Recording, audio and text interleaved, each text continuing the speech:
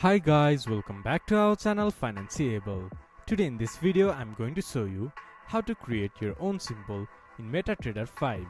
To do so, follow some simple steps with me. First of all, open your MetaTrader 5 application, then this type of interface will appear in your screen. From the top left corner, click to View.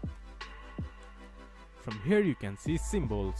Click on it or just press Ctrl+U. Then this type of interface will pop up in your screen. From here, choose the instrument that you want to change symbol of. Then on the bottom of the pop-up interface you can see Create Custom Symbol. Click on it. From there you can choose Symbols or just import from your computer.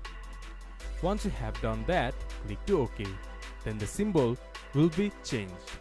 This is how you can create a new symbol in MetaTrader 5. This much for today's video. If you guys find our video helpful, please leave a like and comment. And do not forget to subscribe our channel and hit the bell icon. I'll see you guys again in our next video. Thank you for watching.